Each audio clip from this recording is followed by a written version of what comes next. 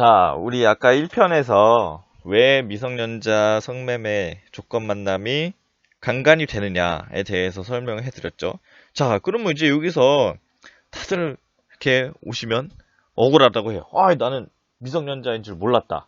어? 미성년자인 줄 몰랐다. 얘기를 안 해줬다. 라고 이렇게 얘기를 하죠. 자, 이제 원칙적으로 말씀드리면은 이 형법은 또 그렇고 뭐 여러 가지 법에 정해져 있는 소위 말하는 이제 형벌을 받는 뭐 깜빵을 가거나 벌금을 받거나 하는 그런 형법 위반 같은 경우에는 전부 다 고의범이어야 돼요. 그래서 고의가 없으면 안 돼. 우리 뭐 이제 저 법을 조금 아시는 분들은 뭐 과실치상 뭐 이런 얘기 들어보셨을 수도 있지만 그건 왜 그러냐 하면은 과실범을 처벌하도록 특별히 법에서 규정해 놨기 때문에 그렇거든요. 그런 게 없으면 아무리 잘못해도 그런 처벌할 수 없어요. 예를 들면 이제 손괴죄, 재물을 손괴하는 경우는 이제 손괴죄가 적용이 되는데 이 손괴죄 같은 경우는 과실범을 처벌하는 규정이 없기 때문에 과실로, 그러니까 실수로 내가 남의 물건 부셔뜨려도 형법, 그러니까 민사상 손해배상 책임을 지는 거는 둘째치고 형법상 처벌을 받진 않아요. 그런데 이제 그러면 나는 미성년자인지를 몰랐는데도 불구하고 내가 이거를 그렇게 처벌을 받아야 되냐? 그거에 대해서 우리 판례가 어떻게 해석을 하고 있냐면요. 자, 이거는 이제 옛날 그거예요. 옛날 판례긴 한데, 자, 한번 보시면요. 이것도 이제 의제 강간이에요. 아까 똑같았죠? 미성년자에 대한 간음, 형법 305조. 자, 의제 강간이었죠. 자, 이거는 이제 옛날 판례, 75년 선고된 판례이기 때문에, 여기 아까 봤던 2항, 요 부분은 없었을 때 얘기예요. 그러니까 그때는 13세 미만인 경우에만 의제 강간이 됐었던 거죠. 네.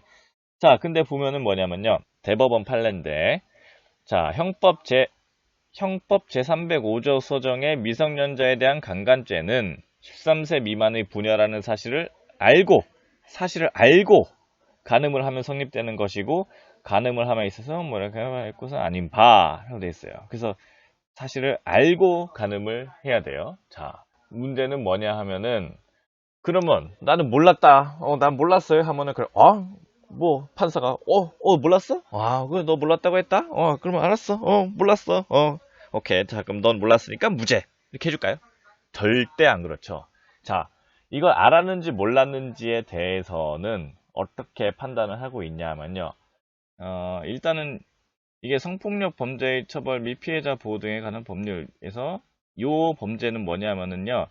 이 강간, 그러니까 이거는 합의 성매매가 아니에요. 실제로 강간을 한 거예요. 막 때려가지고 강간을 한 건데 그 강간을 한 경우에도 13세 미만의 여자인 경우에는 가중처벌하게 돼 있어요. 일반 형법상 강간보다도.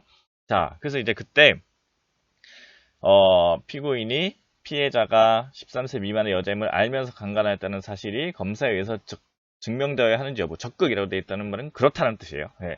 자, 그렇다고 해서 이제 알긴 알아야 되는데, 미성년자였던 걸 알긴 알아야 되는데, 자, 이 판례 같은 경우는 그 미성년자인지를 몰랐다고 인정했어요. 자, 어떤 걸로 봤을 때 몰랐다고 하냐. 자, 일단 피해자가 만 12세, 그러니까 만 13세 미만인데 거의 12세였다라는 거죠. 거의 12세였고, 그리고 밖에서 만났을 때 어둡고, 애가 키도 크고, 그 나이도 어린지 몰랐는데 뭐 보니까 대충 15살, 16세 정도로 보였다. 그래서 물어봤더니 14살이다 라고 했다. 근데 이제 이 사람은 만 나이를 몰랐으니까 우리 나이로 14살 정도 되는 줄 알았다. 사실은 이 정도 14살이면 만 13세죠. 자, 그래서 이제 이거를 몰랐기 때문에 보니까 키가 약 155cm. 이 정도면 그래도 중학생 치고는 상당히 큰 편이라고 생각을 해줘. 왜냐면 성인들도 이 정도인 키가 많이 있으니까. 몸무게 약 50kg 정도로 중학교 1학년생으로서는 오히려 큰 편에 속하는 체격이었고, 이 여자 피해자를 데리고 모텔 들어가는데 모텔 주인도 뭐 아무런 제지를 하지 않았다. 자, 그렇다면은 이러한 사정들에 비추어 봤을 때, 자, 피고인이 일정한 사정의 인식 여부 같은 내심의 사실이 이제 알았는지 몰랐는지에 관한 것이죠. 그래서 이거를 부인하는 경우, 몰랐다고 얘기하는 경우에는 뭐 이렇게 간접 사실 또는 정황 사실 증명하는 방법에서 이를 입증할 수밖에 없고 해가지고 뭐 여러 가지 그 주변 사정을 종합적으로 잘 판단을 해가지고 알았는지 몰랐는지를 판단을 한다. 이런 뜻이거든요.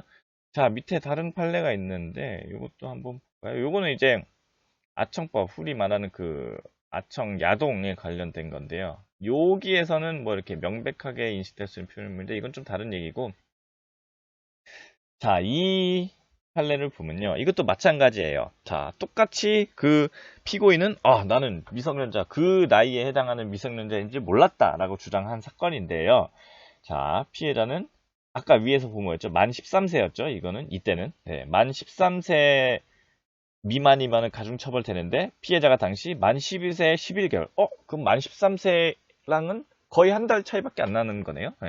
그래서 만 13세가 되기까지는 1개월이 채 남지 않은 상황이었고, 그 다음에 피해자가 피고인과 카카오톡 대화를 시작하면서 14살이라고 얘기했어요. 그리고 키가 보니까 중학생으로서는 큰 편에 속하는 키, 165cm. 상당히 크네요, 키가. 그리고 아직 중학생이기 때문에 차량에 대해 잘 모르겠다는 취지로 이야기하는 것도 있으면, 이거는 이제 미성년자랑 약간 SM 플레이 같은 걸 한 것 같아요. 자, 그 당시 체벌과 성적으로 음란한 각종 상상을 주제로 다양한 대화를 주고받기도 하였는 바, 다양한 대화를 주고받았는데 그게 뭐예요? 그게 뭐예요? 이렇게 하지 않았고, 상당히 그 성적인 어떤 속어라던가 아니면은 대화를 상당히 잘 했다라는 거죠. 알고 있는 게 많았다. 그래서 이런 상황이라면 얘가 그렇게까지 어린 건 아니구나 라고 생각할 만하다라는 거죠. 그렇기 때문에 우리는 이 사건에서 판사님은 이 피고인이 정말로 이 13세 미만인 줄을 몰랐을 수도 있겠구나 라고 해가지고 이 13세 미만 부분에 대해서는 무죄를 선고한 것입니다. 자, 여기서 밑에 보면 더 있어요. 뭐 이렇게 보시면 이거는 뭐 잠시 여기 일시정지를 해놓고 보시든지, 아무튼 이렇게 보시면은 뭐 여러 가지 사정을 봤을 때 정말 몰랐을 수도 있다라는 뜻이에요.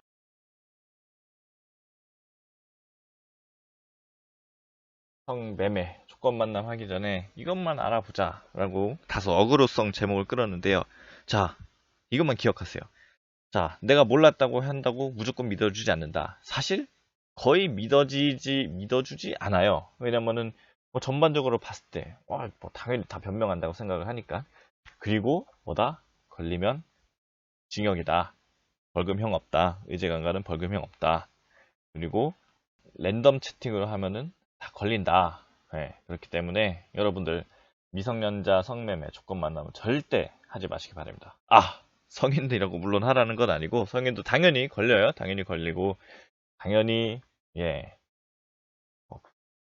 처벌받습니다. 당연히 처벌받고, 그렇기 때문에 절대 성매매 같은 거 할 생각하지 마시고 이 점을 꼭 기억하셔서 주위에 혹시 하려는 사람들도 다 말려주시고, 이거 말려주세요. 이거는 정말 한순간에 잘못된 판단이 정말 일순간에 어떤 그 욕구를 못 참아서 정말 큰일 날 수가 있기 때문에 그거는 꼭 좀 알고 있으시길 바랍니다. 자, 지금까지 아존러였고요. 다음에는 좀 더 유익하고 재밌는 법 이야기로 여러분들을 찾아뵙도록 하겠습니다. 자, 감사합니다.